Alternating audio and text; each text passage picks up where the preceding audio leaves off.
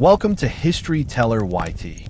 Today, I invite you on a journey deep into the heart of the Subanen people, a story of kings and rulers, of sacred traditions, and of resilience that has endured for centuries. This is not the history of palaces and empires, but of a unique monarchy where many rulers coexisted in harmony, where authority was sacred, rooted in kinship and spirit, and where leaders were measured not by power, but by generosity, humility, and responsibility. We will uncover how rulers like Datu Sapalao Mangangot shaped alliances through marriages, how justice was built on reconciliation, how rituals and festivals united communities, and how the Subanen Monarchy survived the storms of colonial powers by adapting without losing its soul. This is a 2-hour story that will carry you across generations, revealing the wisdom of a people who taught the world that true leadership is service, that justice is harmony, and that survival comes through unity. Stay with me, because once you step into this history, you will see leadership, culture, and resilience in an entirely new light. The story of Subanen kingship begins deep in the ancestral memory of the tribe, when the river valleys and mountain ridges of the Samboanga Peninsula became the sacred homeland of the people. For the Subanen, land was not simply soil. It was the living spirit that bound the community together, shaping the rhythm of life and giving birth to a system of authority that grew from tradition and bloodline. At the center of this system stood the monarchy, an order that did not resemble the European feudal model, but was uniquely Subanen, flowing from kinship, ritual duty, and a recognition of divine ancestry. One of the most celebrated figures in this long line was Datu Sapalao Mangangot, remembered as a man of exceptional strength and wisdom, whose rule symbolized the height of Subanen prestige. Oral traditions tell us that Sapalao married 7 women, not merely for pleasure or wealth, but because the culture saw polygamy as a mark of supremacy. Each wife represented an extension of his household strength, helping him maintain the affairs of the community and the dignity of his position. His marriages were also political, for through them alliances were built among different clans, ensuring peace and expanding the influence of his royal bloodline. For the Subanen people, Datu Sapalao's rule was not tyranny, nor was it arbitrary power. It was the embodiment of balance, a leader who could represent his people in rituals, manage conflicts, and distribute authority to his kin. In this way, the monarchy was not a single throne, but a web of kin-based rulers, each equal in dignity, though some, like Sapalao, rose higher because of their courage, wealth, or the recognition of their people. His life became a model of how authority, marriage, and tradition could be woven into one system that carried the community forward. To outsiders, the Subanen custom that allowed men to marry several women might appear unusual or even unjust. Yet within the Subanen worldview, this practice was not rooted in greed or domination, but in responsibility. A man of royal blood, particularly a Datu, was expected to carry the weight of leadership, ritual obligations, diplomacy, and community welfare. To manage all of this, he needed a strong household. Having many wives was understood as a sign that he was capable of sustaining the household, of providing resources for his family, and of handling the complexities of governance. Polygamy was, therefore, less about desire and more about demonstrating power, honor, and responsibility. Women, on the other hand, were not allowed to marry several men, because the lineage of rulers had to remain clear, unbroken, and unquestionably legitimate. If multiple men fathered children with one woman, the line of succession would be disputed, weakening the monarchy. Thus, the cultural law was set to preserve stability and continuity of leadership. The wives of rulers were not without honor or dignity. Each played a role in managing the affairs of the household, raising children, advising their husband, and sometimes serving as bridges of peace between clans. Their status was elevated because they were linked to royal blood. In fact, the more wives a ruler had, the stronger his household appeared in the eyes of the community. This practice reflected the Subanen understanding that power is collective, A ruler is never a lone figure, but is supported by family, kin, and alliances that stretch across the territory. Polygamy was, therefore, an institution of stability, a symbol of balance between power and responsibility, and an expression of the tribe's respect for order. One of the most remarkable aspects of Subanen culture is that its monarchy did not revolve around a single absolute king. Instead, the system allowed multiple rulers to exist within the same territory, each exercising authority over his domain, but bound together by shared tradition and mutual respect. This meant that inside Subanen lands, there could be several kings at once, each considered equal in dignity and power. Conflict among rulers was rare because the tradition emphasized equality and the recognition that authority was a shared gift, not a weapon to dominate others.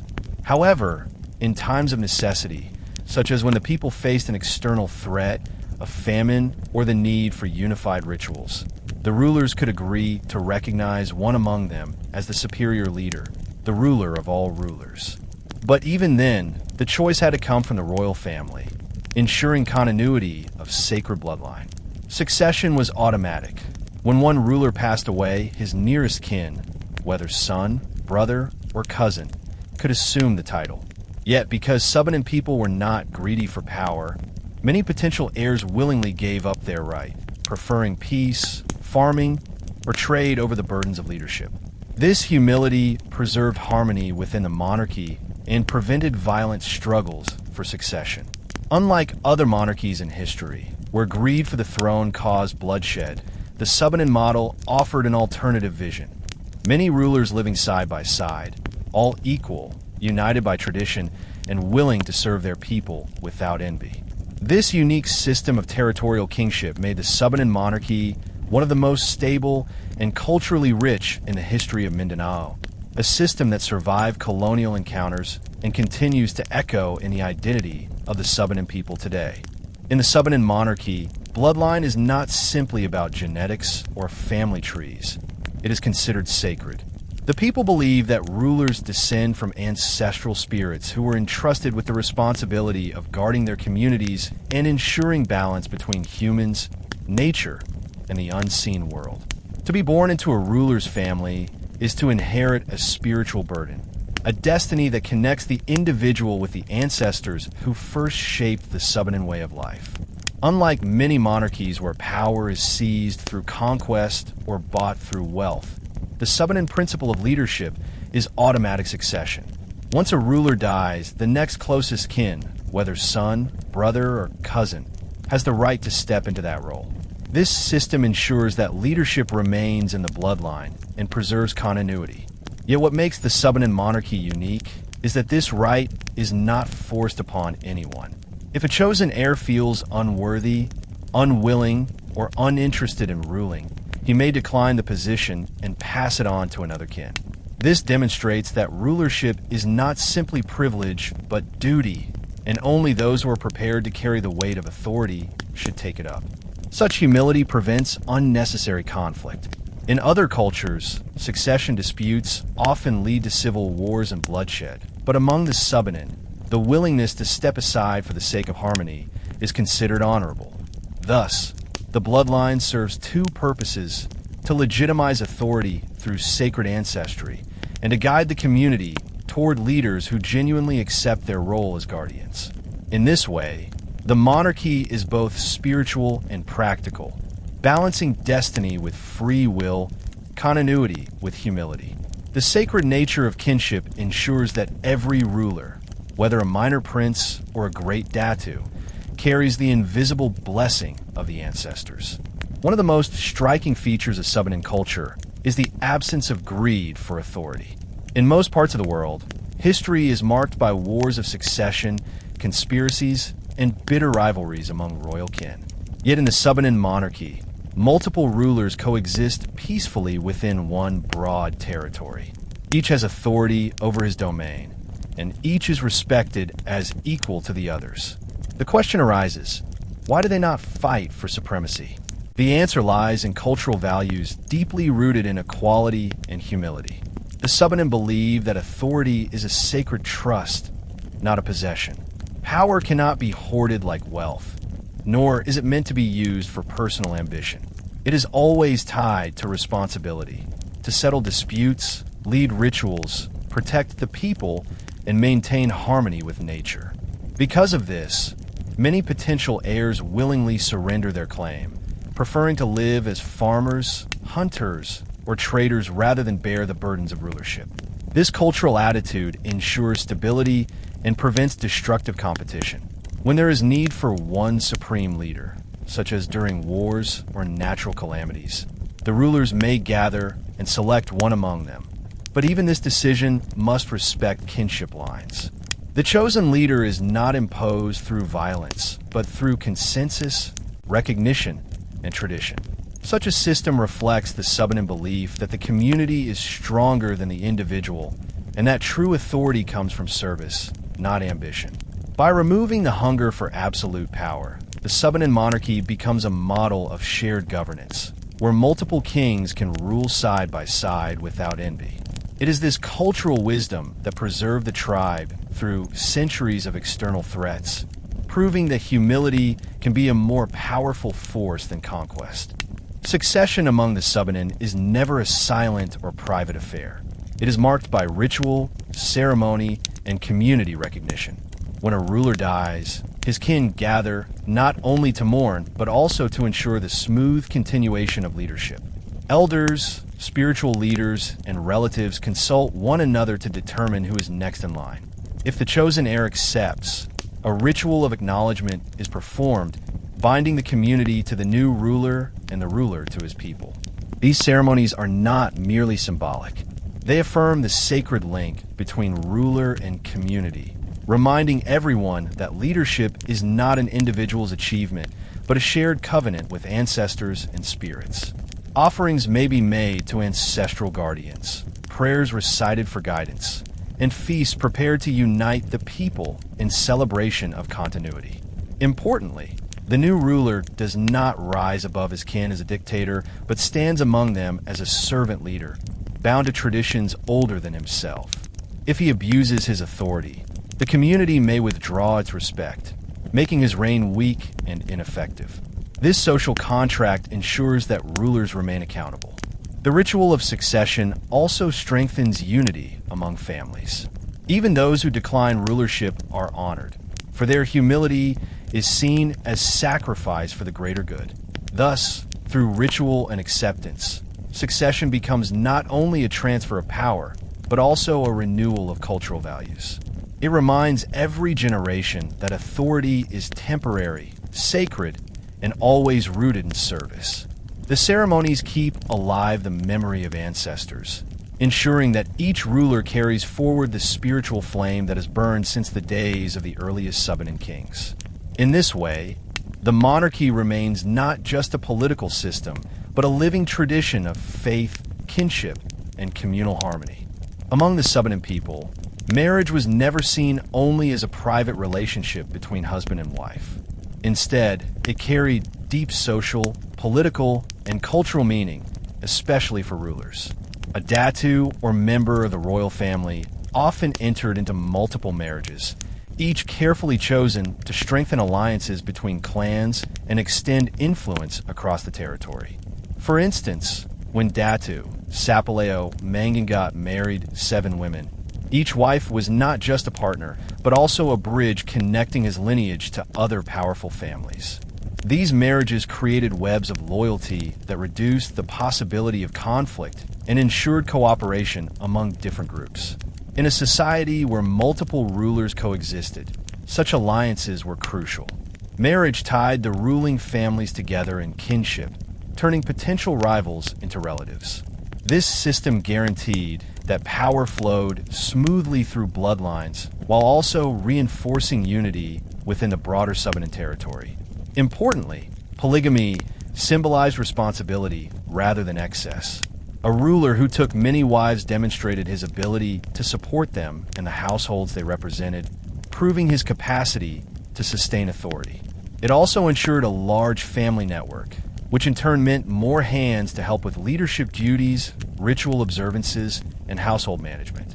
Thus, marriage became a key mechanism of governance, diplomacy, and stability, reflecting the Subanen understanding that personal life and political life could never be separated. Every union was a building block in the structure of monarchy, a cultural strategy to secure peace and project strength. Although women in Subanen monarchy could not marry multiple men, their role within the royal household was significant and honorable. Each wife of a ruler had responsibilities that went far beyond domestic work. They acted as advisors, mediators, and managers of extended families. A wife from an influential clan could strengthen ties with her natal family, serving as a bridge between her husband's household and her own relatives. This role was especially valuable in preventing disputes and fostering unity. Inside the household, wives worked together to manage resources, oversee the upbringing of children, and ensure that the affairs of the family ran smoothly. Their authority within the home was respected, and their voices often carried weight in decision-making, particularly when it came to issues affecting kinship ties or the welfare of their children. Being married to a ruler elevated a woman's status in the community. She became part of the royal bloodline, her children potential heirs to leadership, and her presence a symbol of alliance. In this way, wives were not silent figures, but active participants in the monarchy. They embodied the cultural balance between male rulership and female influence, ensuring that authority was shared in complementary ways. Through their wisdom, patience, and diplomacy, royal wives contributed to the stability of the monarchy. Their presence reinforced the Subanen belief that leadership was not a solitary effort, but a family responsibility. Thus, women, though limited by certain laws of succession, played essential roles in strengthening the monarchy and securing harmony within the tribe. The importance of women in the Subanen monarchy becomes most evident when we look at their role in ensuring continuity of the bloodline. Because only men could inherit rulership, the legitimacy of succession depended on clear family ties. A ruler's wives ensured that children were raised with proper recognition of their father's lineage, making succession disputes less likely. The presence of multiple wives also meant that a ruler could produce many heirs, safeguarding the bloodline against extinction. Yet, Subanen culture did not view women simply as bearers of children. They were honored as custodians of tradition. Mothers taught their children the values of humility, respect, and service, preparing them for leadership or supportive roles in society.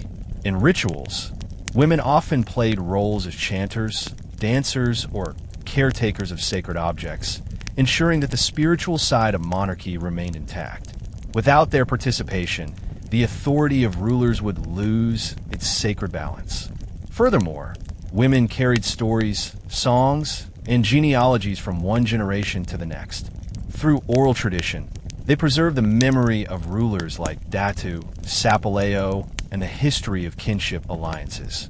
This storytelling function was vital, for in the absence of written records, memory itself was the archive of the monarchy.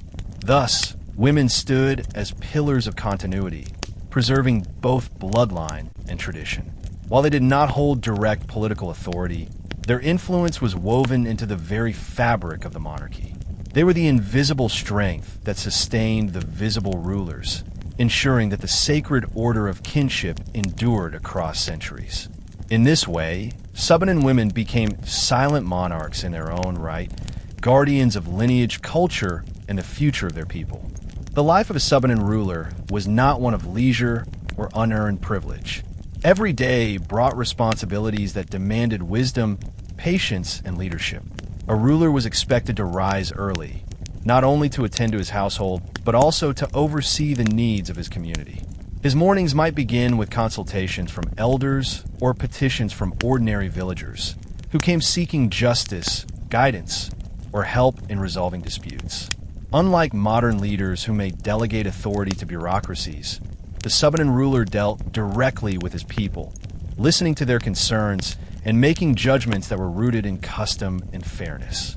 He was also responsible for maintaining peace within his territory.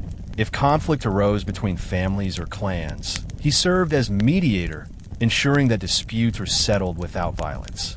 Ritual responsibilities were equally important. A ruler had to lead or sponsor ceremonies that honored the spirits, ancestors, and natural forces that govern the lives of the Subanen people. Neglecting these duties could bring misfortune to the community. In addition, rulers managed resources, overseeing farming cycles, hunting grounds, and trading exchanges to guarantee that the community prospered. His authority extended even into warfare, for when external threats loomed, it was his duty to organize defense and rally warriors. Yet these roles did not make him distant from his people. The Subanen ruler remained approachable, a figure who lived among his community, sharing in their joys and sorrows. His life was one of constant service, proving that kingship in Subanen culture was defined by responsibility, not luxury. Through these daily duties, the ruler embodied the principle that true authority is always tied to the welfare of others. One of the most unique aspects of Subanen rulership was the balance between authority and humility. Though rulers carried titles of great prestige, Datu, Prince, or King, they did not behave as if they were above the community. Authority in Subanen culture was sacred, but it was also conditional. A ruler was respected only as long as he fulfilled his responsibilities with fairness and humility. If he became arrogant, cruel, or unjust, the people could withdraw their respect, making his authority weak. This cultural system prevented the rise of tyrants, for the legitimacy of a ruler depended not only on bloodline, but also on character. Humility was therefore considered a core virtue of leadership. A ruler had to demonstrate generosity, share resources with his people, and treat even the poorest members of the community with dignity. He was expected to listen before making decisions, valuing the wisdom of elders and the voices of his kin. Unlike monarchies where rulers surrounded themselves with strict hierarchies, the Subanen model promoted closeness and accountability. Even within his family, a ruler could not act as an unquestioned master. His wives, brothers, and elders had influence, ensuring that decisions reflected collective wisdom. Humility also meant recognizing the spiritual dimension of power. A ruler was not the ultimate source of authority. He was only a caretaker, entrusted by the ancestors and spirits. This belief kept leaders grounded, reminding them that power was temporary and sacred. By balancing authority with humility, the Subanen rulers ensured stability and harmony. They became living examples of the cultural principle that true greatness comes not from domination, but from service to others. Perhaps the most remarkable feature of Subanen monarchy was the absence of absolute power. Unlike kingdoms in other parts of the world where one monarch ruled over all, the Subanen system allowed for multiple rulers to exist side by side, each recognized as king within his domain. These rulers were equals, bound by shared traditions and kinship. This prevented destructive rivalries, for no single ruler could claim absolute authority over all Subanen lands without consensus. The principle of equality ensured that each ruler had both independence and responsibility. Collective leadership was the heart of this system. If circumstances demanded unity, such as war, famine, or negotiation with outsiders, the rulers would gather and agree to elevate one among them as the ruler of rulers. Yet even then, his position was temporary, based on necessity rather than permanent dominance. This practice reflected the Subanen value of harmony. The people understood that power divided among many hands was safer than power concentrated in one. It reduced the risk of tyranny and ensured that leadership remained accountable. The absence of absolute power also created space for flexibility. Families of rulers could choose whether to claim authority or to step aside, allowing leadership to flow to those most willing to serve. This voluntary approach preserved peace and prevented bloodshed. The collective model also highlighted the Subanen worldview that leadership was not about the individual, but about the community. Authority was sacred, yes, but it was never a private possession. It was a shared trust, carried by many for the benefit of all. In this way, Subanen monarchy stood as a striking contrast to other monarchies of the world, offering a vision of governance rooted in equality, humility, and shared responsibility. For the Subanen people, leadership was never seen as a purely human matter. It was inseparably tied to the spirits of the ancestors who had first shaped the identity of the tribe. Every ruler was believed to be a continuation of the ancient bloodline that traced back to mythical forefathers who had received their authority directly from the divine. This belief made kingship a sacred duty rather than a personal choice. A ruler was not just managing people. He was guarding the invisible link between the living and the dead, between the tribe and the spirit world. Rituals honoring ancestors were a vital part of this responsibility. During these ceremonies, rulers would lead prayers, offer sacrifices, and ensure that the names of past leaders were remembered with reverence. This kept alive the idea that authority was inherited from the spirit realm and carried forward by each new generation. If a ruler failed to honor this bond, it was believed that misfortune could fall upon the community. Harvests might fail, sickness could spread, or conflicts could erupt. Thus, ancestral respect was not symbolic. It was practical, tied to the well-being of the people. This sacred bond also strengthened the legitimacy of rulers. When a new leader was installed, he was recognized not only by his kin, but also by the community as the rightful heir of the ancestors' mandate. Through this belief, the monarchy was preserved not just by bloodline, but by spiritual continuity, ensuring that every ruler carried the invisible crown of ancestral blessing. The Subanen Monarchy cannot be understood without appreciating the central role of rituals and offerings in governance. Rulers were expected to act as mediators between the human world and the world of spirits. Their authority was incomplete if they neglected this responsibility. Ceremonies were held at important times of the year: planting and harvest seasons, periods of drought or flood, and moments of conflict or danger. In these rituals, rulers would sponsor offerings, rice, livestock, or symbolic items, presented to ancestral spirits and guardian beings who protected the land. These offerings were often accompanied by chants, dances, and invocations performed by ritual specialists. But the ruler's presence was essential, for it was he who embodied the community's petition to the unseen world. Governance in Subanen culture was therefore not limited to laws and judgments. It included the spiritual health of the people. A ruler who ignored rituals risked losing legitimacy, for he would be seen as failing in his sacred duty. On the other hand, a ruler who faithfully upheld rituals earned respect, for his leadership was blessed by both people and spirits. These practices reinforced the idea that monarchy was not a human invention, but a spiritual order. By ensuring that rituals were observed, rulers demonstrated that they understood power as a shared covenant with the unseen. This spiritual dimension of governance gave Subanen rulers a unique kind of authority, one that combined practical leadership with divine responsibility, blending earthly rule with heavenly blessing.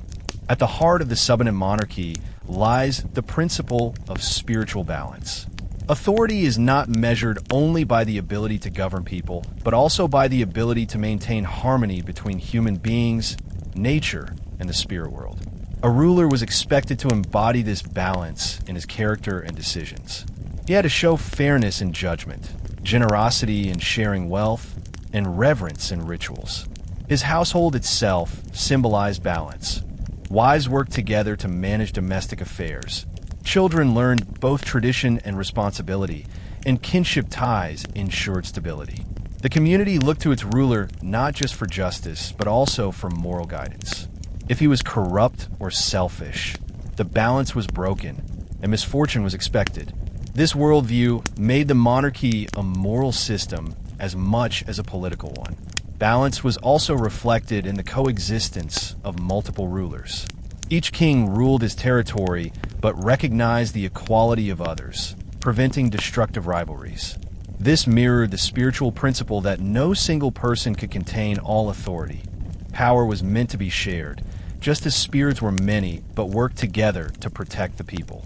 Thus, Subanen monarchy was not about domination, but about harmony, between rulers and people, between families and clans, between the living and the ancestors. It is this emphasis on spiritual balance that allowed the monarchy to endure for centuries, surviving external pressures and colonial encounters. For the Subanen, true rulership is eternal as long as harmony is preserved. This principle continues to echo in the identity of the people today, reminding them that leadership is sacred, shared, and inseparable from the balance of life. The Subanen Monarchy did not operate through written constitutions or elaborate codes of law. Instead, its authority was rooted in customary law, a living body of traditions, values, and unwritten rules that guided every aspect of life. For the Subanen, these customs were not arbitrary. They were sacred inheritances from the ancestors, tested and refined over generations. Rulers served as custodians of this law, interpreting and applying it to resolve disputes, regulate behavior, and maintain social harmony. Customary law emphasized fairness and reconciliation over punishment. For example, when conflict arose between families, the goal was not to destroy the guilty party, but to restore balance in the community. Compensation, reconciliation rituals, and public apologies were common solutions, reflecting the belief that peace was more valuable than revenge. The ruler's role in these cases was to act as mediator, ensuring that both sides accepted the outcome and that justice was served without creating deeper wounds. This system allowed Subanen society to remain stable even in the absence of centralized government or formal courts. The law was embedded in memory, passed down by elders, and reinforced by ritual. To defy it was to risk not only social disapproval, but also spiritual consequences, for breaking custom meant angering the ancestors. Through this reliance on customary law, the Subanen Monarchy blended governance with tradition, proving that justice could be maintained without complex bureaucracy. It was a system simple in form, yet profound in effectiveness, binding the community together through shared respect for ancient rules. Justice in the Subanen Monarchy was deeply personal. Instead of distant courts or impersonal judges, it was the ruler himself who presided over disputes. This responsibility required wisdom, impartiality, and deep knowledge of custom. The ruler's task was not only to listen, but also to ensure that the voices of elders and other respected members of the community were heard. Decisions were rarely made in isolation. They were shaped by collective deliberation and cultural precedent. The ruler, however, carried the final responsibility of pronouncing judgment. In doing so, he was expected to embody fairness, showing neither favoritism toward kin nor bias against outsiders. His goal was to preserve harmony, not to assert dominance. For example, if two families quarreled over land, the ruler would gather witnesses, recall traditional boundaries, and ensure that elders from both sides confirmed the truth. Once a resolution was reached, rituals of reconciliation would follow, sealing the agreement with ancestral blessings. The community would then move forward, knowing that justice had been served in a way that honored both tradition and peace. This style of mediation made rulers deeply respected. They were not feared as tyrants, but honored as guardians of fairness. Their authority rested on their ability to settle disputes wisely, reminding everyone that leadership was not about ruling from above, but about serving the balance of the community. Through this role, the monarchy became the heart of justice, a living reminder that peace is the highest form of authority. Unlike many societies where justice is equated with punishment, the Subanen system viewed justice as harmony. To punish without restoring peace was considered incomplete. The aim was always to mend relationships and rebuild trust among community members. This restorative approach reflected the Subanen worldview, which placed great emphasis on unity. A person who committed a wrong was not cast out permanently, but given the chance to make amends. Compensation, reconciliation ceremonies, and symbolic gestures of forgiveness were central to this process. For example, if a theft occurred, the offender might be required to return the stolen item and offer additional goods as restitution. But equally important was the ritual of reconciliation, where both parties shared food, exchanged symbolic tokens, and declared their willingness to move forward in peace. These practices were not superficial. They carried deep spiritual significance. The Subanen believed that unresolved conflict could anger the spirits and bring misfortune upon the community. Thus, every effort was made to ensure that disputes ended in reconciliation, not bitterness. The ruler's authority was tested in these moments. His ability to guide people toward forgiveness and unity determined his effectiveness as leader. Justice, therefore, was not an abstract principle, but a lived reality, woven into the daily lives of the people. By prioritizing harmony over punishment, the Subanen monarchy cultivated a culture of peace, proving that true justice heals rather than harms. This approach remains one of the most remarkable legacies of Subanen tradition, offering a vision of governance that values community above all else. The strength of a Subanen ruler was measured not only by his lineage and wisdom, but also by his ability to sustain prosperity for his household and his community. Economy in Subanen culture was not about accumulation of riches for personal luxury, but about the capacity to provide, share, and protect. The wealth of a ruler was visible in livestock, harvest yields, land, and networks of trade. A successful ruler ensured that the community enjoyed stability in food supplies and security from scarcity. Farming was the backbone of Subanen economy. Rice, corn, and root crops formed the staple, while hunting and fishing supplemented their diet. The ruler was expected to oversee these activities, settling disputes over land, organizing collective labor during planting and harvest, and sponsoring rituals to ensure abundant yields. Trade also played an important role. Subanen territories were linked to neighboring communities through exchanges of goods like woven cloth, forest products, and livestock. A ruler's household often acted as a hub for these exchanges, reinforcing his position as both economic provider and political mediator. Prosperity was not for the ruler alone. It was a collective experience. The Subanen ideal leader was one who distributed wealth generously, ensuring that no family went hungry. His authority was strengthened by this generosity, for people respected a ruler who placed the welfare of the community above personal gain. Thus, economic strength was not measured in gold or silver, but in the abundance of food, the richness of kinship ties, and the fairness with which resources were shared. Through this system, Subanen monarchy wove prosperity into the very fabric of authority. In Subanen monarchy, wealth was more than material possession. It was symbol and responsibility. A Datu who held many livestock, wives, and fertile lands did not flaunt them for personal pride, but carried them as evidence of his ability to lead. Wealth symbolized his strength to manage, sustain, and protect. For this reason, rulers were expected to share generously during community events, rituals, and feasts. A ruler who hoarded wealth for himself was seen as unworthy of authority, for leadership demanded service. Generosity elevated status, while greed diminished it. The most respected rulers were those who could sponsor large gatherings, provide food for hundreds, and still maintain prosperity in their household. Such acts demonstrated both capability and honor, reminding the community that their leader was strong enough to care for them. Wealth was also tied to diplomacy. By marrying women from different clans and supporting them with resources, rulers reinforced alliances and displayed their economic power. Every marriage, every feast, and every ritual funded by the ruler became a public demonstration of stability and responsibility. This practice created a culture where wealth was inseparable from duty. Unlike monarchs elsewhere who used riches to dominate or exploit, Subanen rulers understood wealth as a trust from ancestors and community. To fail in generosity was to fail as a leader. The symbolic weight of wealth kept rulers accountable, ensuring that prosperity always flowed back into the lives of the people.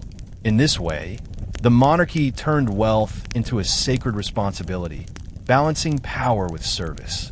While internal prosperity was crucial, Subanen rulers also understood the importance of external relations through trade.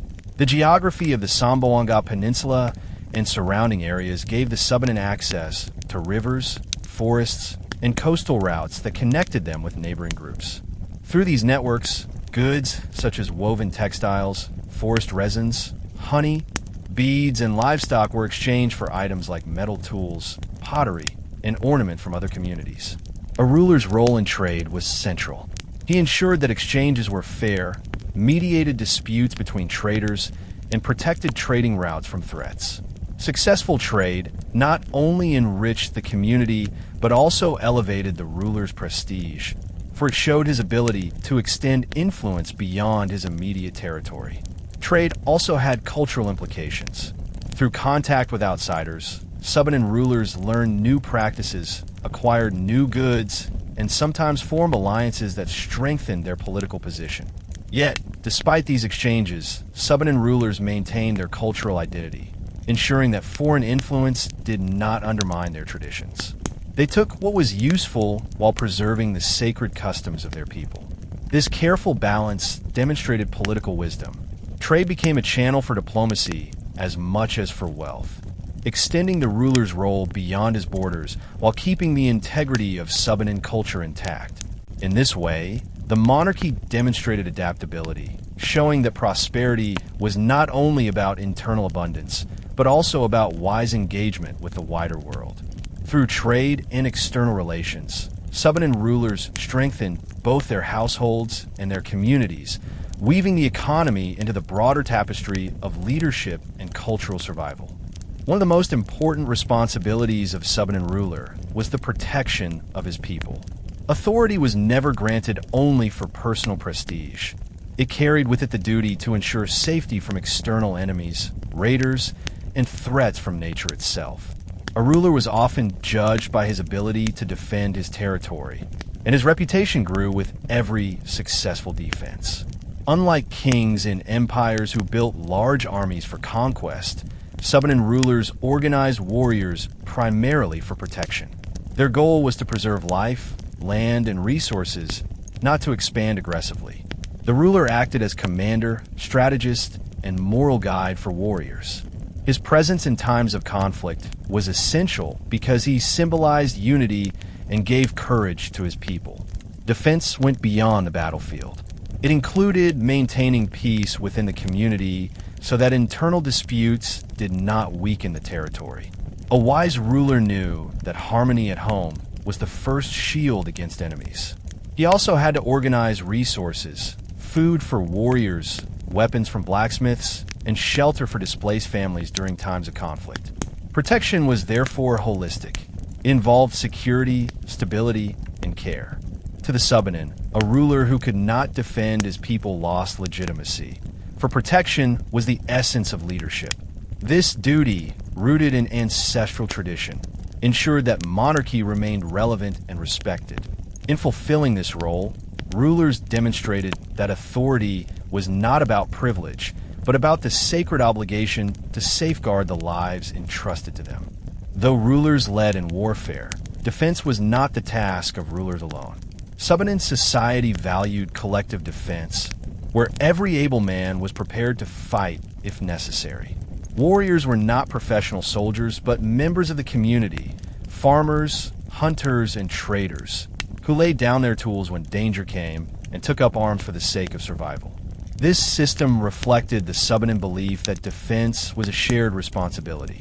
The ruler's role was to organize, guide, and inspire, while the warrior's role was to fight with loyalty and courage. Training was not institutionalized, but was passed down through experience. Fathers taught sons, elders instructed youth, and stories of heroic battles preserved the memory of bravery. Weapons included spears, shields, and blades crafted from local resources, sometimes obtained through trade. Rituals were also central to warrior culture. Before battles, ceremonies were held to ask for ancestral protection and spiritual strength. These rituals reinforced unity, reminding warriors that they fought not for personal glory, but for the community and its sacred traditions. Collective defense prevented the rise of oppressive military elites because warriors remained part of the community rather than standing apart from it. Everyone knew that their service was temporary, tied to necessity, and guided by cultural duty. This system gave Subanen society resilience, allowing them to withstand external pressures without becoming aggressors themselves. The warrior culture of the Subanen thus reflected both courage and humility, emphasizing defense, solidarity, and responsibility. Although Subanen rulers were prepared for war, they were not eager for it. The culture emphasized peace and harmony, preferring diplomacy and alliance over prolonged conflict. When disputes arose with neighboring groups, rulers often sought resolution through negotiation, intermarriage, or trade agreements. Warfare was considered the last resort, used only when threats endangered the survival of the community. This approach reflected the Subanen understanding that true strength lies not in endless fighting, but in maintaining peace while remaining capable of defense. Even during conflicts, efforts were made to minimize destruction. Rituals of reconciliation could follow battles, ensuring that hostility did not become permanent. The ruler's ability to negotiate peace after conflict further enhanced his prestige, proving that leadership involved wisdom as much as bravery. External threats, such as slave raiders or encroaching settlers, forced Subanen rulers to adapt, but even then, the goal remained defense rather than conquest. This mindset preserved Subanen culture through turbulent times, allowing the people to endure without being consumed by the cycle of war. The pursuit of peace was not weakness, but wisdom. It showed that rulers valued life, community, and tradition above personal glory. By combining readiness for battle with preference for diplomacy, Subanen Monarchy created a balanced system of protection and peace. This dual approach, courage in defense, humility in negotiation, ensured the survival of the tribe for centuries. It stands as one of the most distinctive aspects of Subanen leadership, proving that even in times of danger, rulers never abandoned the sacred goal of harmony. Kinship lies at the very heart of Subanen culture. For the Subanen people, family is not limited to parents and children, but extends to cousins, in-laws, and distant relatives, all of whom are bound together by obligations of respect, cooperation, and loyalty. In this sense, kinship is the foundation of governance, economy, and even spirituality. Rulers themselves derive legitimacy not simply from power, but from their role as heads of extended kin networks. A Datu who ruled was not just a political leader. He was a father to many families, a relative to many households. His authority was accepted because it reflected the natural bonds of kinship already recognized within the community. Kinship also defined responsibilities. Families supported one another in times of need, sharing labor during planting and harvest seasons, caring for orphans and widows, and assisting relatives during crises. This system ensured that no one was left alone, for every individual belonged to a larger web of relationships. Kinship thus served as a safety net, a form of social security long before such systems existed elsewhere. The importance of kinship also prevented excessive individualism. Decisions were always made with consideration of family honor and collective well-being. In this way, kinship provided stability, continuity, and harmony, making it the invisible glue that held the monarchy together. Without kinship, rulership would lose its foundation, for Subanen authority was never separate from family ties. Every ruler, every prince, every household found its meaning in the sacred circle of kinship. Community for the Subanen extended beyond blood relations. Villages were structured around cooperation, with each member contributing to the well-being of the whole. The ruler served as the symbolic center of this community, but leadership was sustained only through the active participation of ordinary people. Farming, rituals, defense, and celebrations were communal activities that required collective effort. For example, planting rice was not the responsibility of one household alone. Families came together in rotation to work on each other's fields, ensuring that no one was left behind. In the same way, harvest feasts brought the entire community to share in abundance, reinforcing bonds of unity. Even rituals honoring the spirits required community participation, for the blessings of the ancestors were sought not by individuals, but by the people as a whole. Harmony within the community was maintained through shared values of respect, humility, and generosity. Elders guided the young, and young people supported their elders. Rulers, meanwhile, mediated disputes to keep peace within the community. This collective orientation ensured resilience. When external pressures came, whether raiders, colonizers, or natural calamities, the community responded together, proving that strength lay not in individuals, but in unity. The Subanen community was thus both practical and spiritual. Practical in its cooperative economy, and spiritual in its shared rituals and traditions. Together, these aspects sustained harmony, making the Subanen society one of balance, stability, and resilience. One of the most remarkable aspects of Subanen culture is its emphasis on equality within the framework of social order. While rulers held titles and authority, they were never considered distant gods or untouchable figures. They lived among their people, shared meals, and worked alongside community members when necessary. Authority was respected, but it was always tied to service and accountability. Ordinary people, though not of royal blood, were not powerless. Their voices mattered in communal decisions, and elders outside of royal families often played crucial roles in advising rulers. This balance prevented social divisions from becoming destructive. Equality was also reflected in the coexistence of multiple rulers, each considered dignified and legitimate. No one ruler could permanently dominate others. Instead, equality of status preserved harmony. Social order was further reinforced by rituals that reminded everyone of their interconnected roles. Farmers, hunters, traders, spiritual leaders, and rulers all had distinct responsibilities, but each was essential to the survival of the whole. By valuing every role, the Subanen system avoided the rigid hierarchies seen in many other monarchies. Harmony was the ultimate goal. Conflicts were addressed through reconciliation, disputes resolved through mediation, and community life structured to ensure cooperation. This philosophy extended even to rulers, who were expected to act with humility and generosity. In Subanen culture, true greatness lay not in wealth or dominance, but in one's ability to preserve harmony within the family, community, and wider society. This emphasis on equality and harmony made the Subanen Monarchy unique, a model of governance rooted in balance and mutual respect. Rituals formed the sacred backbone of Subanen culture, and for rulers, they were inseparable from the exercise of power. A Subanen ruler was not simply a political leader. He was also the foremost ritual sponsor, the bridge between the human community and the world of spirits. Every important event in the cycle of life, birth, marriage, planting, harvest, war, and death, was marked by rituals. The ruler's role in these ceremonies gave legitimacy to his authority, because without spiritual blessings, leadership was incomplete. For instance, before planting crops, rituals were performed to honor the spirits of the land and ancestors, ensuring fertility and abundance. The ruler's presence and offerings symbolized the collective petition of the people, binding him to their survival. Likewise, during times of sickness or calamity, rituals were held to appease spirits believed to cause imbalance.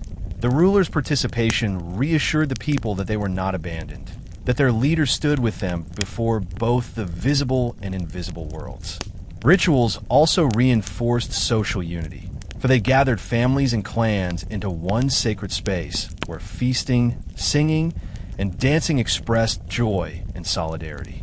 These events reminded the community that their bonds extended beyond daily tasks, uniting them under shared traditions. For the Subanen, to neglect rituals was to neglect the community itself. Thus, the monarchy's authority was not based on coercion, but on the sacred responsibility to uphold and guide the ritual life of the people. Through ritual, rulers became guardians of harmony, ensuring that both human and spiritual orders remained balanced. Festivals held a special place in Subanen life, functioning as both celebrations and reaffirmations of identity. Unlike simple gatherings, these festivals were grand communal events where music, dance, chanting, and feasting blended to create a living memory of the tribe. The ruler sponsored and presided over these events, providing livestock, rice, and other goods to feed the entire community. Generosity during festivals was seen as proof of his capability and honor, strengthening his position as leader. One of the remarkable features of Subanen festivals was their inclusiveness. Everyone, from the youngest child to the oldest elder, participated. Men and women danced in rhythm. Storytellers recited genealogies and heroic tales, and ritual specialists invoked blessings for prosperity. These activities reinforced kinship bonds and reminded the people of their shared heritage. The festival also had a political dimension. It was during such events that rulers displayed their wealth, demonstrated their alliances, and renewed their social contracts with the people. By gathering the community together, festivals functioned as visible symbols of harmony. They reminded the Subanen that their monarchy was not just about governance, but about collective joy and identity. The dances, songs, and chants carried ancestral wisdom, ensuring that cultural values were passed on to younger generations. For the Subanen, festivals were not luxuries but necessities, sacred celebrations where unity, culture, and monarchy converged. In this way, the ruler's role as festival sponsor was as vital as his role in defense or justice, for it kept alive the heartbeat of the tribe's identity. What sets the Subanen monarchy apart from many others in history is the way governance was fused with sacred life. For the Subanen, there was no separation between politics and spirituality. Both were woven into the same fabric of tradition. A ruler who governed without rituals and festivals would quickly lose legitimacy, for the people believed that authority without sacred sanction was powerless. This perspective shaped a monarchy that was holistic, addressing not only the material, but also the spiritual needs of the people. The sacred life of the community ensured continuity. By participating in rituals and festivals, rulers renewed the covenant between themselves, their people, and their ancestors. These events were not mere formalities, but active reminders that authority was a trust to be exercised with reverence. Sacred life also created accountability. If misfortune struck, poor harvests, disease, or conflict, the ruler could not escape responsibility. He was expected to respond by sponsoring rituals, seeking ancestral guidance, and restoring harmony. This belief system kept rulers humble, reminding them that power was never absolute, but always dependent on service to both the people and the spirits. Sacred life also fostered resilience. Even during times of external pressure, festivals and rituals preserved identity, reminding the Subanen who they were and where they came from. This connection to sacred traditions made the monarchy durable, capable of surviving centuries of change. Thus, the foundation of governance was not brute force, but sacred life itself. A unique vision where leadership, spirituality, and culture converge to sustain harmony and ensure survival. For the Subanen people, education did not begin in classrooms or through written books, but in the warmth of family circles and community gatherings. Storytelling was the first and most important form of learning. Elders, parents, and ritual specialists carried the responsibility of teaching children through myths, genealogies, and heroic tales passed down through countless generations. These stories were not simply entertainment. They were the living textbooks of Subanen culture. Through them, children learned values such as respect for elders, humility, courage, and the sacred duties of kinship. They also absorbed practical knowledge about farming, hunting, fishing, and rituals. For rulers and royal families, storytelling carried an additional weight. It transmitted the history of monarchy itself. Children of ruling households grew up hearing the exploits of ancestors like Datu Sapalao Mangangot, whose 7 marriages symbolized power and responsibility. By hearing these narratives, young heirs understood the expectations that awaited them: leadership, generosity, and service. Storytelling also helped preserve collective identity.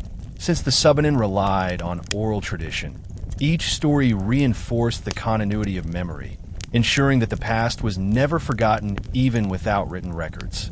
This method of education made wisdom a shared treasure, accessible to every member of the community regardless of age or status.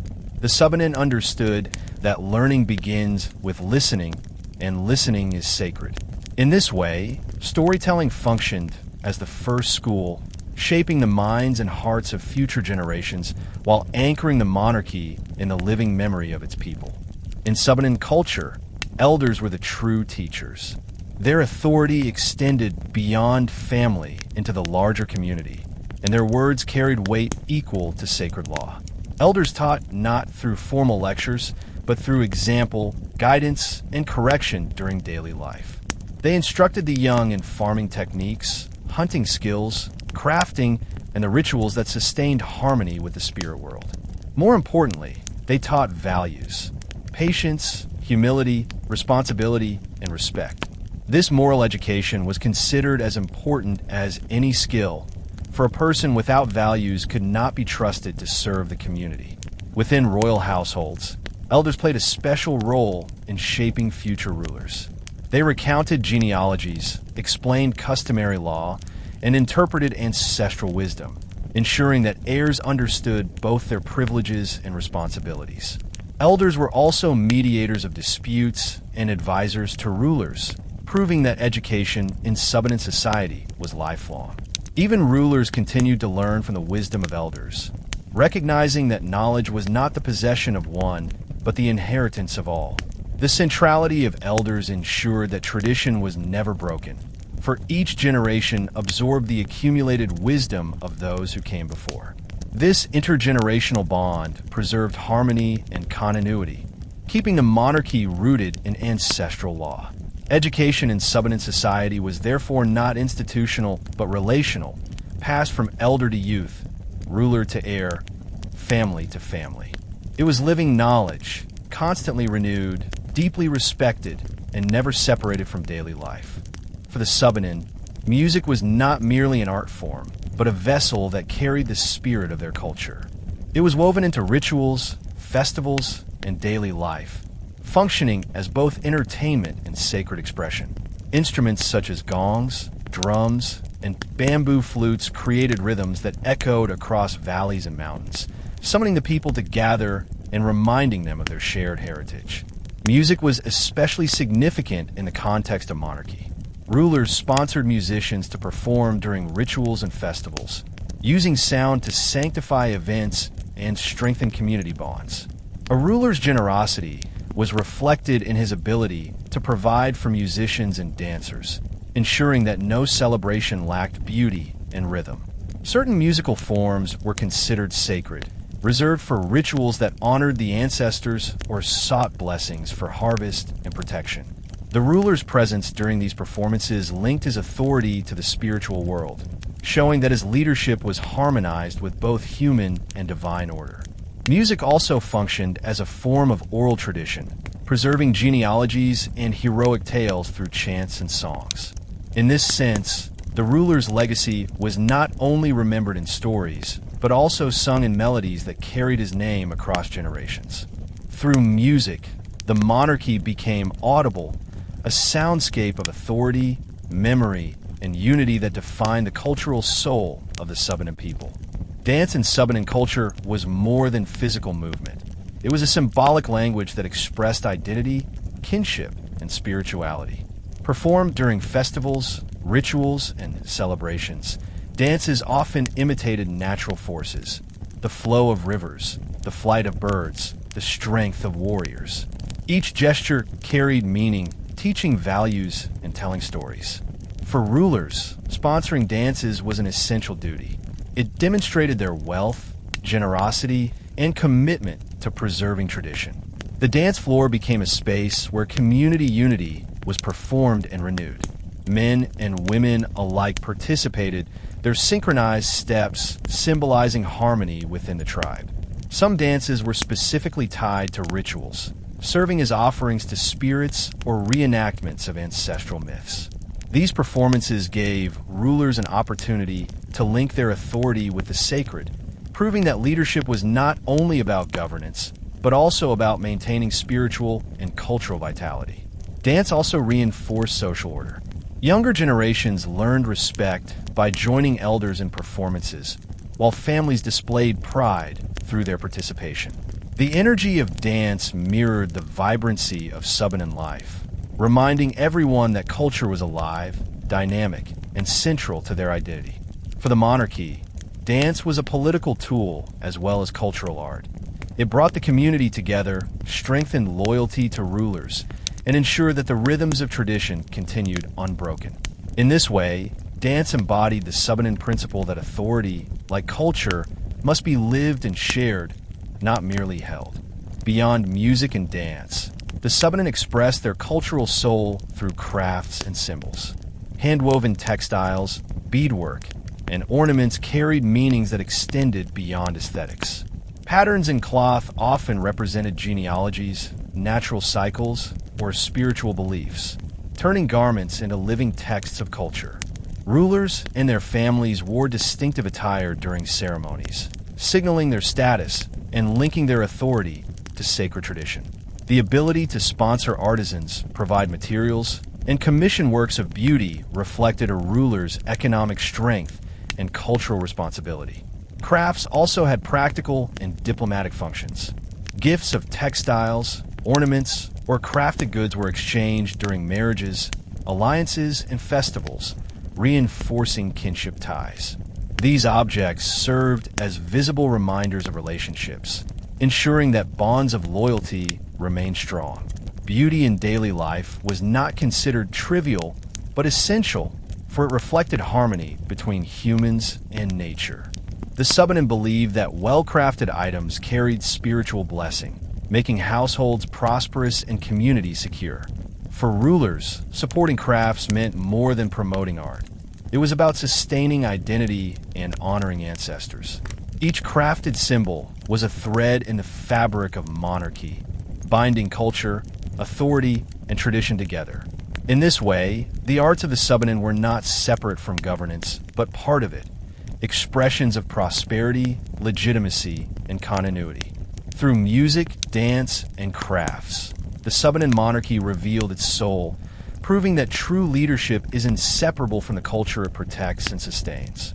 For the Subanen, land was not merely soil to be cultivated, but a sacred inheritance entrusted by the ancestors. Every field, forest, and river carried spiritual meaning, linking the people to their past and shaping their future. The ruler's authority was deeply tied to land management, for he symbolized the caretaker of this inheritance. Land was communally understood rather than privately owned.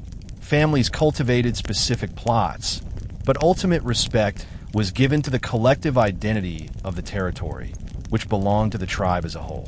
Rulers were responsible for protecting boundaries, resolving disputes, and ensuring that land use remained balanced with spiritual obligations. Rituals often accompanied planting and harvest seasons, seeking blessings from ancestral spirits believed to inhabit the soil. Neglecting these rituals risked misfortune, failed crops, illness, or social discord. For this reason, rulers acted as both agricultural leaders and spiritual guardians, linking survival with sacred duty. Inheritance of land followed kinship lines, ensuring continuity across generations. Yet, even in inheritance, fairness was emphasized, for disputes could destroy harmony. The ruler's intervention guaranteed balance, preventing greed from undermining collective survival. Thus, land was not a commodity, but a sacred trust binding people, ancestors, and rulers into a shared responsibility. This understanding made Subanen agriculture not only an economic activity, but also a cultural and spiritual system, where every harvest was proof of harmony between humans, spirits, and nature. Agriculture was the heartbeat of Subanen society, the foundation upon which survival and prosperity rested. Rice, corn, cassava, and root crops were staples, cultivated through collective labor that reflected the values of cooperation and kinship. Farming was never an individual task, but a community endeavor. Families rotated labor, helping one another to clear fields, plant seeds, and harvest crops. This system of shared work ensured that no household was left vulnerable to hunger. Rulers played a central role in organizing agricultural efforts, particularly during planting and harvest seasons. They mediated disputes over water, boundaries, or labor obligations, ensuring that fairness prevailed. Rituals dedicated to spirits of fertility and protection were performed at the beginning of each season, with the ruler often sponsoring offerings. Agriculture was thus both material and spiritual, blending practical labor with ritual devotion. The abundance of crops also allowed rulers to sponsor feasts and festivals, redistributing resources and strengthening loyalty among the people.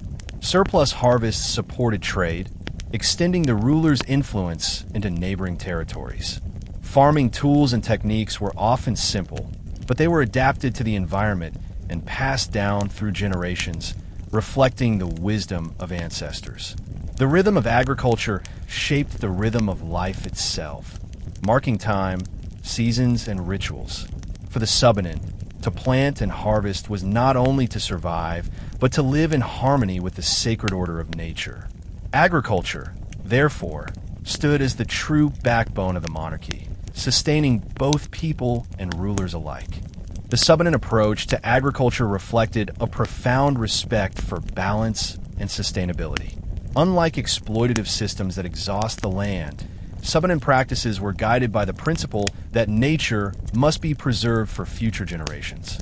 Forests were protected, rivers honored, and fields rotated to maintain fertility. Rulers carried the sacred responsibility of ensuring that these practices were followed. They were expected to prevent overuse of resources and to settle disputes that threatened sustainability. This responsibility was not simply practical, but spiritual.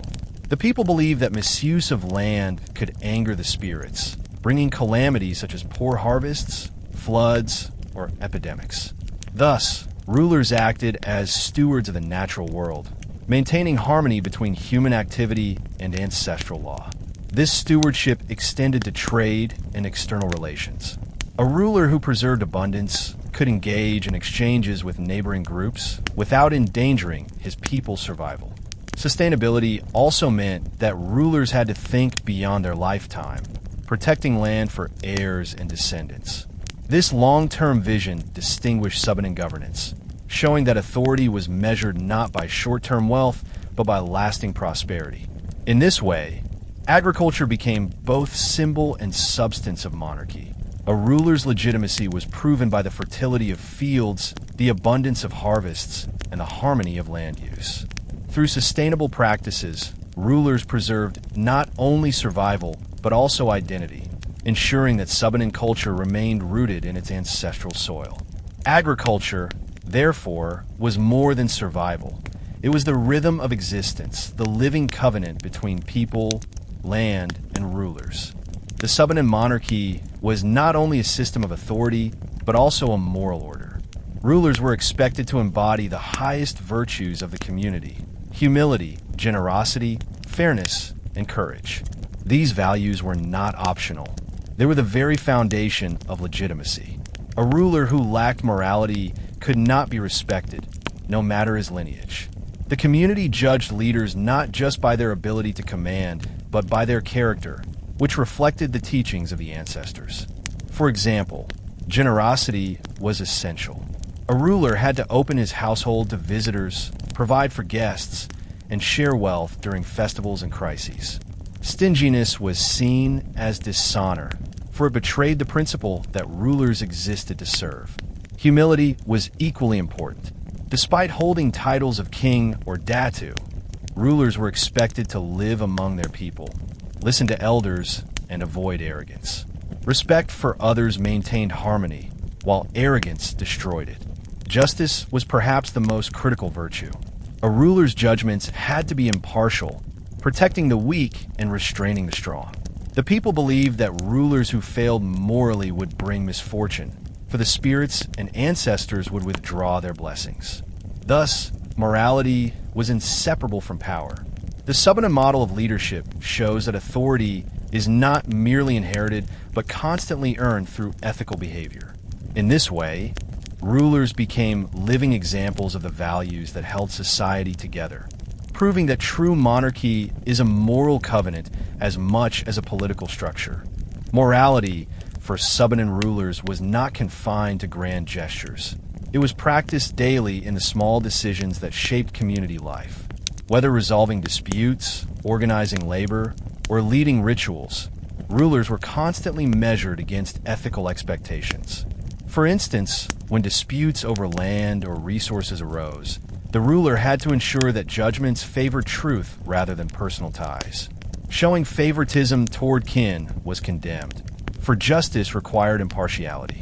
Similarly, rulers had to be careful in handling wealth.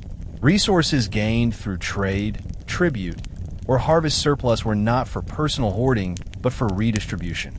Famine relief, ritual sponsorship, and support for the poor were ethical obligations, not charitable options. Even in times of war, rulers were bound by moral codes. They were expected to defend the community without cruelty, to seek reconciliation when possible, and to protect women and children from harm. These ethical practices reinforced the trust of the community, making governance not an act of force, but of mutual respect. In the Subanen worldview, ethics and governance could not be separated. A ruler who broke moral codes could face rejection by the people, loss of prestige, and withdrawal of spiritual blessings. By living ethically each day, rulers reaffirmed their legitimacy, ensuring that monarchy remained grounded in service rather than domination. This ethical dimension of governance reveals the depth of Subanen culture, where leadership was a sacred trust tested not only by great challenges, but also by daily choices. Over time, the moral expectations of rulers evolved into a cultural code, a set of unwritten laws that guided leadership across generations. This ethical code functioned like an invisible contract between rulers and their people. It included generosity in sharing wealth, fairness in judgment, humility in behavior, respect for elders, and protection of the vulnerable. Failure to uphold these values brought shame not only to the ruler, but to his entire lineage. The ethical code also ensured continuity. Even when rulers changed through succession, the values remained the same, carried forward as sacred obligations. Elders reinforced this code through oral tradition, recounting stories of past rulers who succeeded or failed depending on their morality. These stories served as warnings and inspirations, reminding new leaders of their responsibilities. What makes the Subanen ethical code unique is its balance of spiritual and social authority. The people believed that morality was rewarded not only by human respect, but also by ancestral blessing. Thus, a ruler's ethical behavior determined both earthly success and spiritual harmony. The code also extended beyond rulers, shaping the expectations of every community member. Ordinary people were encouraged to live with humility, generosity, and fairness, creating a society where values and governance reinforced one another. In this way, the ethical code became the true constitution of Subanen Monarchy, a moral law more enduring than any written rule. It preserved the monarchy through centuries, proving that leadership rooted in ethics can outlast external threats and internal challenges alike. Subanen rulers were not only guardians of their own territories, but also diplomats who managed relations with neighboring communities. Their role as bridge builders was essential because Subanen lands were not isolated. They were part of a larger web of ethnic groups, each with their own traditions and interests. A wise ruler knew that survival depended not only on defending borders, but also on creating bonds of peace. Diplomacy often began with marriage alliances. By marrying women from other clans or tribes, rulers extended kinship ties, transforming potential rivals into relatives. This system ensured that conflicts could be softened through family obligations. Trade was another diplomatic tool. Exchanges of goods, such as rice, honey, textiles, and forest products, built networks of cooperation, while rulers guaranteed fairness and security for traders. Ritual diplomacy was also practiced. When tensions rose, rulers sponsored reconciliation ceremonies that involved shared feasts, offerings, and symbolic gestures of forgiveness. These rituals were not empty traditions, but powerful cultural tools that restored harmony. The ruler's presence in diplomacy gave weight to agreements, for he represented both his household and the spirits of his ancestors. Failure in diplomacy was seen as failure in leadership, while success brought honor and stability. Thus, Subanen rulers acted as diplomats long before the concept of formal treaties, ensuring that their people thrived in a world of diverse neighbors. Their skill in building bridges proved that monarchy was as much about peace as it was about authority. Communication among the Subanen extended beyond words. It was expressed through ritual, gesture, and symbol. When rulers engaged in diplomacy, they did not rely solely on speech, but employed ceremonies that carried deep cultural meaning. For example, sharing food during a feast was not just hospitality, but a declaration of peace, symbolizing trust and kinship. The exchange of crafted objects, woven cloth, beads, or ornaments, served as physical tokens of agreements, embodying promises that bound families and communities together. Ritual dances and chants communicated respect, identity, and willingness to cooperate. In these symbolic acts, rulers played central roles, for their authority gave legitimacy to the gestures. The ability to interpret and employ symbols was part of a ruler's skill set, proving that leadership required cultural fluency as well as political strength. Even silence could communicate meaning in Subanen diplomacy. A pause during negotiation might signal respect, hesitation, or the weight of ancestral consideration.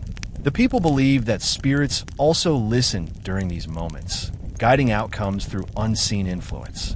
Communication was therefore multi-layered, involving humans, ancestors, and spirits together. By mastering ritual communication, rulers demonstrated that they were not merely political leaders, but cultural interpreters who understood the deep language of their people. This symbolic diplomacy prevented many conflicts, ensuring that relationships were governed by meaning, respect, and sacred tradition rather than by violence.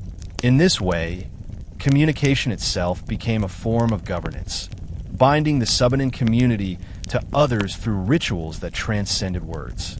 As time passed, Subanen rulers faced increasing interaction with external forces, neighboring tribes, migrant settlers, and later colonial powers. Their ability to manage these relations became crucial to the survival of Subanen identity. With neighboring tribes, rulers often pursued peace through kinship and trade, ensuring mutual benefit. With settlers, however, negotiations became more complex, for new arrivals often sought land and resources.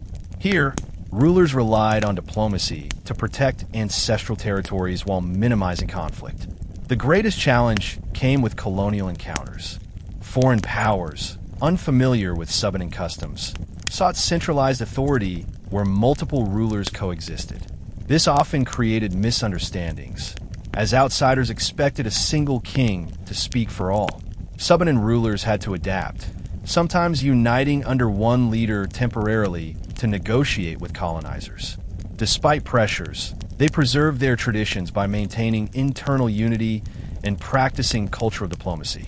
They engaged outsiders while safeguarding rituals, kinship, and identity. This balance required wisdom, flexibility, and courage. Rulers who succeeded in these external relations ensured that Subanen culture endured despite external challenges. Their legacy shows that diplomacy was not weakness but strength, a strategy of survival that preserved identity through centuries of change. In this way, Subanen rulers became guardians not only of their people, but of their culture itself, ensuring that external relations did not erase, but rather highlighted the resilience of Subanen tradition. In Subanen culture, women were regarded as essential pillars of kinship and continuity, even though the rules of succession prevented them from inheriting rulership directly. Their influence was not defined by political office, but by their roles in the household, family, and rituals. Mothers were the first teachers, instilling values of humility, respect, and responsibility into children. They preserved genealogies through storytelling, ensuring that ancestral memory remained alive. In marriages, women created bonds between clans, transforming alliances into kinship ties. A woman's status rose significantly if she became the wife of a ruler, for her position linked her natal family with the royal household. Through her, alliances were sealed, and her children became heirs to authority. Women also acted as advisors to their husbands, whispering counsel during decision-making and guiding the moral tone of the household. While they could not marry multiple men, their singular marriage to a ruler carried symbolic weight, representing purity and continuity of bloodline. Beyond family, women took part in rituals, often as singers, chanters, or caretakers of sacred objects. Their voices and chants preserved ancestral blessings, while their participation in ceremonies kept balance between humans and spirits. Thus, while women did not wield direct political titles, they embodied cultural authority, shaping values, alliances, and memory. Their role as pillars of kinship guaranteed that monarchy was never only a male domain, but a shared responsibility, where women ensured that continuity flowed across generations. The Subanen worldview emphasized balance, and this principle extended to gender roles. Men carried the titles of rulers, warriors, and mediators, but women complemented this by managing households, strengthening alliances, and nurturing traditions. Leadership was therefore collective, with men and women fulfilling distinct but interdependent responsibilities. For example, during festivals, men often sponsored the feasts and led rituals, while women prepared the offerings, sang the chants, and orchestrated the communal flow of the event. Both roles were necessary, for without women's preparation and spiritual participation, the rituals would be incomplete. In the economic sphere, women contributed significantly through farming, weaving, and trade support. Textiles and beadwork produced by women were vital in trade exchanges, symbolizing wealth and cultural identity. In diplomacy, women played quiet but crucial roles. A ruler's wife could mediate tensions between her natal family and her husband's household, preventing disputes and fostering reconciliation. This dual balance reflected the Subanen belief that harmony requires cooperation between male and female forces. Authority might be symbolized by male titles, but power was incomplete without women's influence. By valuing both roles, the Subanen avoided extremes of domination. Instead, they cultivated a system where male and female responsibilities worked together to sustain community life. This balance became a cultural strength, preserving unity and ensuring that monarchy remained stable. The principle of balance in gender roles showed the wisdom of Subanen tradition. Leadership is not the burden of one, but the cooperation of many.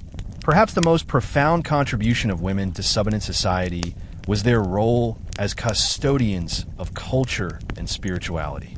While men performed visible roles in governance and rituals, women preserved the subtle yet powerful threads of tradition. They were keepers of oral histories, passing on songs, genealogies, and ancestral stories to children. They taught daughters weaving patterns that carried symbolic meanings, ensuring that cultural identity remained visible in every garment. They prepared sacred offerings, maintaining the purity required for rituals to succeed.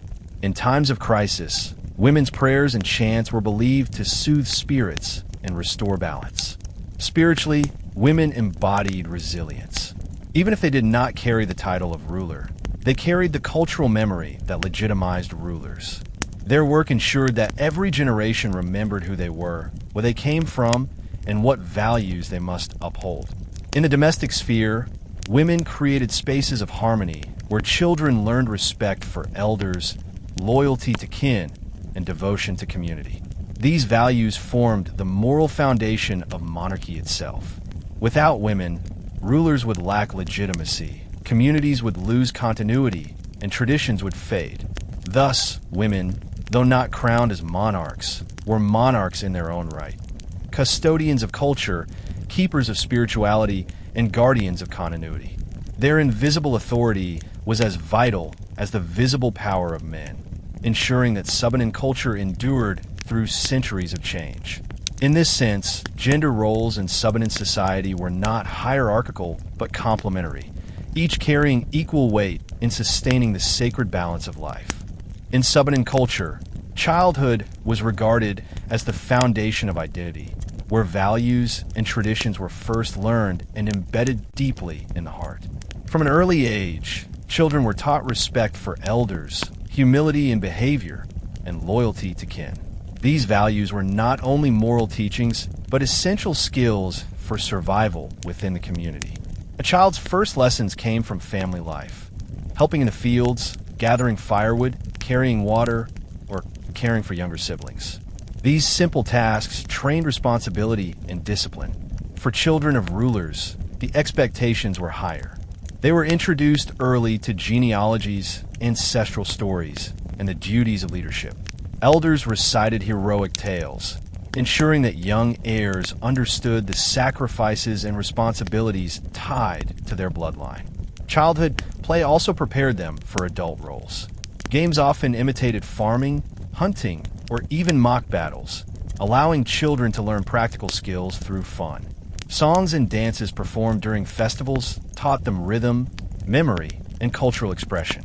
The ruler's household functioned as a small school where children absorbed values by observing their parents and elders.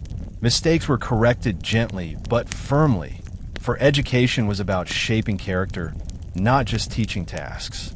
In this way, childhood became the bedrock of Subanen identity, preparing future leaders and community members to uphold traditions and responsibilities with pride and wisdom. Youth in Subanen society marked a transition from innocence to responsibility. This stage was carefully guided by elders and rulers, who ensured that the next generation was prepared to inherit both practical skills and cultural wisdom. Boys were trained in farming, hunting, fishing, and defense, often under the supervision of fathers or uncles. They learned how to handle spears, navigate forests, and understand the cycles of planting and harvest. Girls, on the other hand, were taught weaving, beadwork, food preparation, and the rituals of offering. Their skills contributed not only to households, but also to trade and diplomacy. Yet these gendered roles were balanced by shared values. Both boys and girls were taught humility, generosity, and respect for kin. Education during youth also included participation in rituals and festivals. Young people performed dances, carried offerings, and assisted elders in ceremonies, learning by doing. For royal heirs, the training was even more structured. They accompanied their fathers to councils, observed judgments, and listened to diplomatic negotiations. In this way, they gained first-hand experience of governance. Youth training was not rushed. It was a gradual process that allowed individuals to absorb knowledge naturally. By the time they reached adulthood, young Subanen men and women were not only skilled in their tasks, but also deeply grounded in cultural values.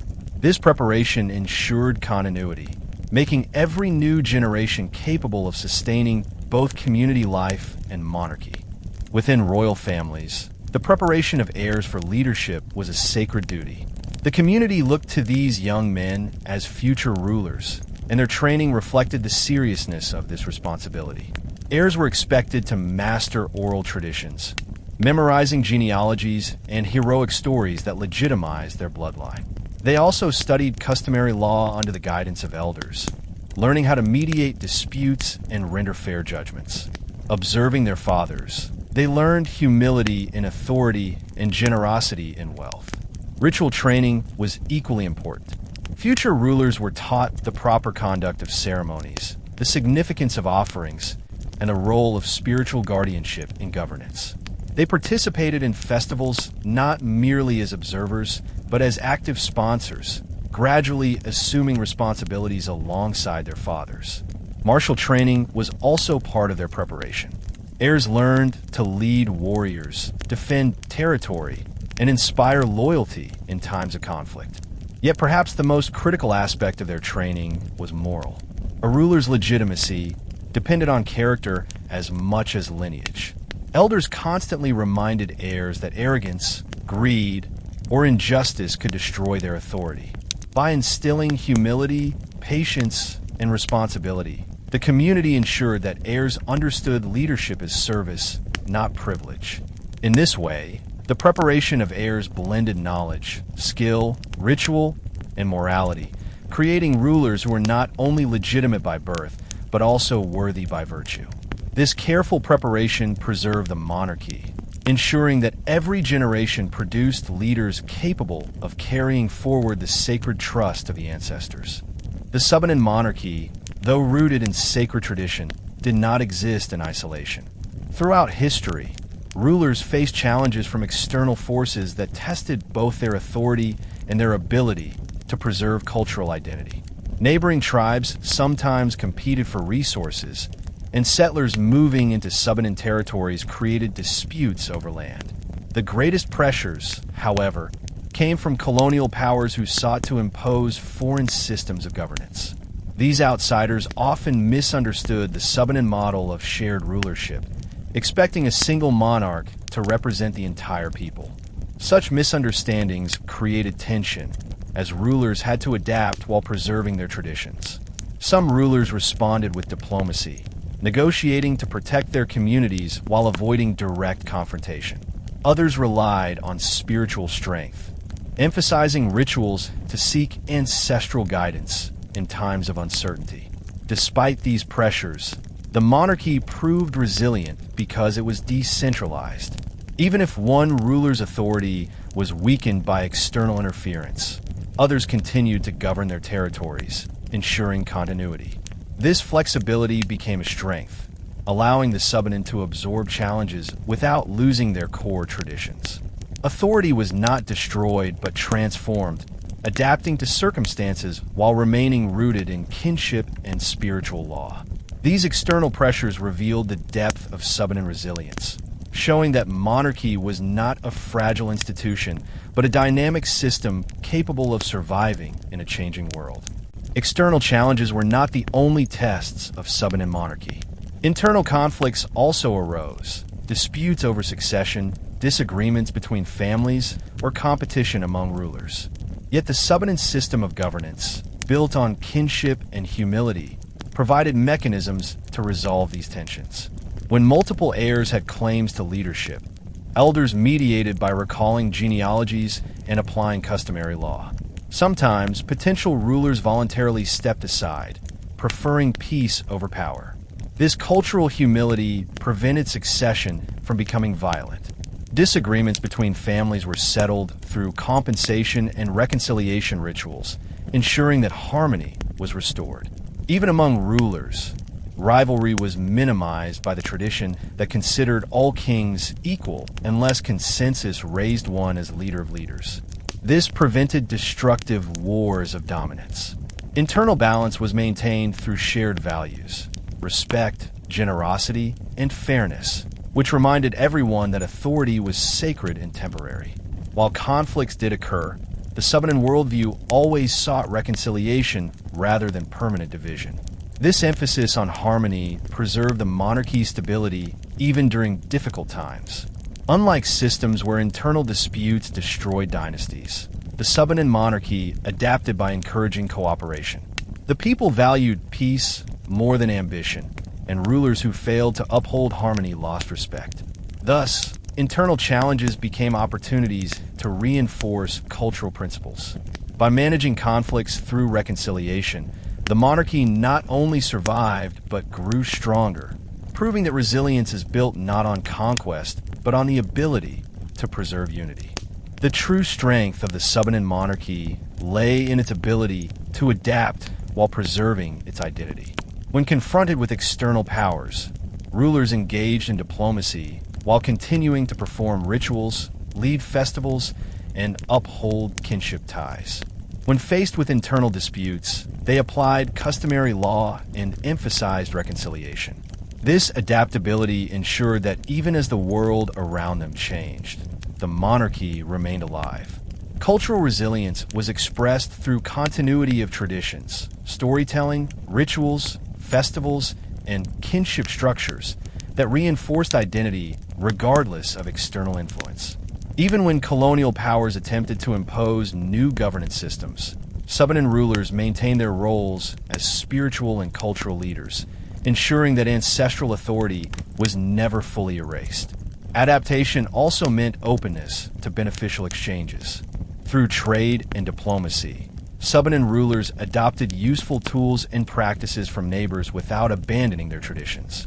This selective adoption allowed them to strengthen their communities while preserving cultural integrity. Resilience was not passive endurance, but active preservation, guided by wisdom and humility. The monarchy's ability to bend without breaking, to change without losing identity, made it one of the most enduring indigenous systems of leadership. For the Subanen people, adaptation was not betrayal of tradition, but fulfillment of ancestral duty to ensure survival while keeping the flame of identity alive. In this way, the Subanen Monarchy stands as a testament to cultural resilience, proving that strength lies not only in power, but in the ability to endure, adapt, and remain true to one's roots. The arrival of colonial powers in Mindanao marked a turning point in Subanen history. Spanish, American, and later other external authorities attempted to extend their control over indigenous territories, and with them came new systems of governance that conflicted with Subanen traditions. Spanish missionaries and officials sought to impose centralized authority, but they were confused by the Subanen system of multiple rulers. They expected one king to represent the entire people, while in truth, Subanen Monarchy was a network of equal rulers bound by kinship. This misunderstanding often led to tension. Some rulers entered into agreements with colonial officials to protect their communities, while others resisted, seeing such influence as a threat to ancestral law. The Spanish introduced Christianity, attempting to replace rituals with church ceremonies, but many Subanen continued to practice ancestral traditions in secret. Later, American colonial rule introduced formal bureaucracies, taxation, and new forms of land ownership that clashed with the communal understanding of land as sacred inheritance. These encounters created both challenges and adaptations. Rulers found themselves negotiating with foreign powers while trying to preserve their cultural identity. Some succeeded in protecting their communities through diplomacy, while others were weakened by the imposition of external laws. Yet, despite these pressures, the monarchy did not disappear. Instead, it adapted, shifting from purely political authority to cultural and spiritual leadership, ensuring that ancestral traditions survived even under colonial shadow. Faced with the pressures of colonial rule, Subanen rulers responded with a mixture of resistance and diplomacy. Direct military resistance was rare compared to other groups, partly because Subanen rulers valued harmony and survival above prolonged conflict. Instead, they often engaged in subtle forms of resistance, preserving rituals, continuing oral traditions, and maintaining kinship networks even while appearing to comply with colonial authorities. Diplomacy became a key survival tool. Rulers presented themselves as cooperative while quietly ensuring that ancestral practices endured within their communities. For example, while they might allow colonial officials to collect tribute, they continued to lead rituals in the mountains, away from foreign eyes. This dual approach of negotiation and preservation ensured that Subanen identity was never erased. Women also played important roles during this period, keeping traditions alive in households while rulers dealt with external pressures. Oral traditions flourished, carrying memories of past rulers and reinforcing the idea that colonial powers were temporary, while the monarchy was eternal.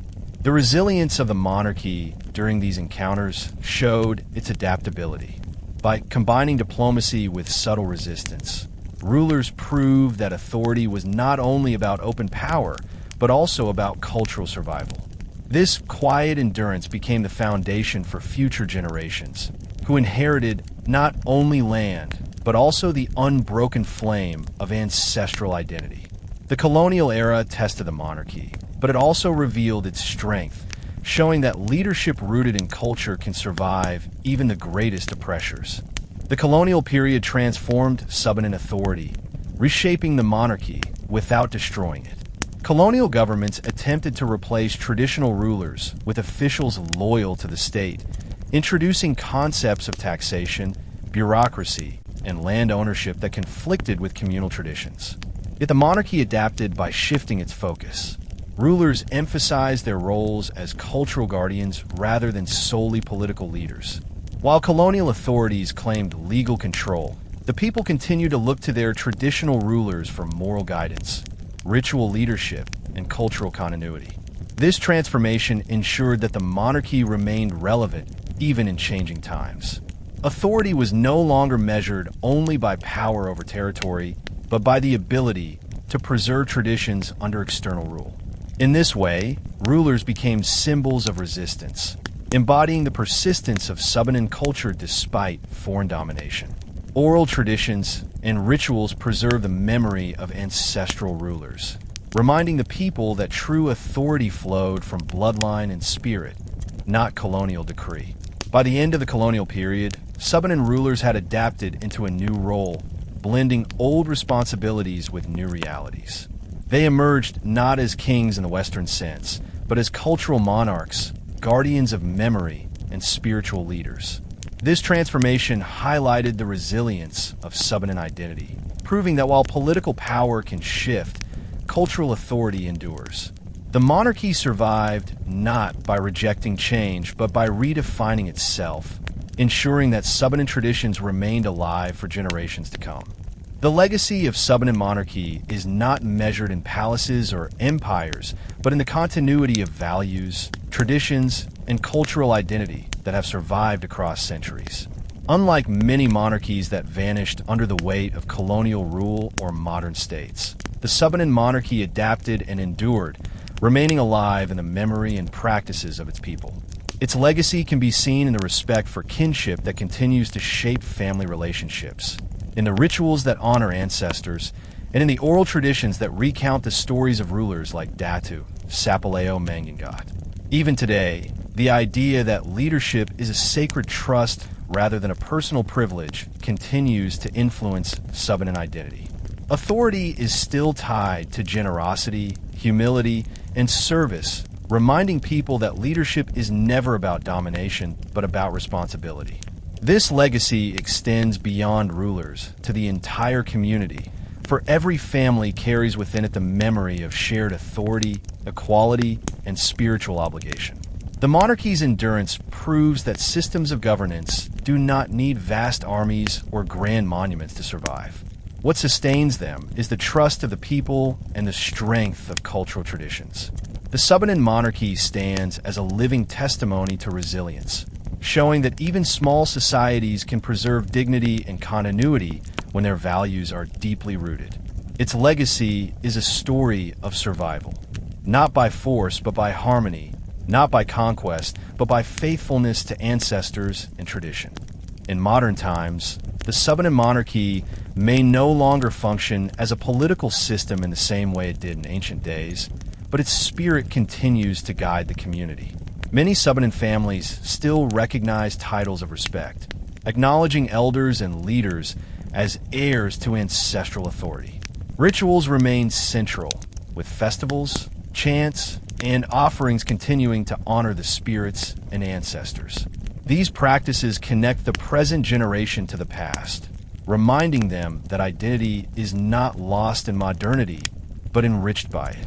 Education, Christianity, and integration into national life have influenced Subanen culture, but instead of erasing traditions, these forces have created new forms of continuity. Rulers and elders today serve more as cultural guardians, ensuring that youth remain connected to their roots. Oral traditions are still told, dances still performed, and beadwork still woven with symbols of identity. Modern Subanen leaders have also engaged in advocacy, defending ancestral lands and rights within national frameworks, showing that the spirit of rulership has evolved into new forms of leadership. Continuity lies in adaptability, in the ability to maintain identity while engaging with the world. For the Subanen, monarchy is no longer a matter of crowns and kingdoms, but of cultural pride, ancestral responsibility, and communal unity. In this way, the monarchy lives on, not as a relic of the past, but as a guiding spirit in the present, shaping how the Subanen see themselves and their place in the modern world. The future of Subanen monarchy rests not in the revival of political power, but in the preservation of cultural identity. As younger generations face the challenges of globalization, migration, and modernization, The values of kinship, humility, and harmony inherited from the monarchy remain vital. Elders and cultural leaders continue to teach oral traditions, rituals, and songs, ensuring that the sacred memory of rulers is never forgotten. The monarchy's story has become a cultural compass, reminding the Subanen that true leadership is about service, generosity, and responsibility. In a world often dominated by greed and division, the Subanen model of shared authority and equality offers wisdom for all humanity. The idea that multiple rulers can coexist peacefully, that leadership can be humble, and that justice can mean reconciliation rather than punishment, speaks to universal needs for peace and harmony. For the Subanen, preserving this heritage means continuing to honor ancestors, protect the land, and strengthen kinship. The monarchy may no longer command armies or govern territories, but it still governs hearts and minds, guiding the people through the moral and spiritual lessons of their history. Its future lies in storytelling, in education, in cultural revival, and in the pride of identity that resists erasure.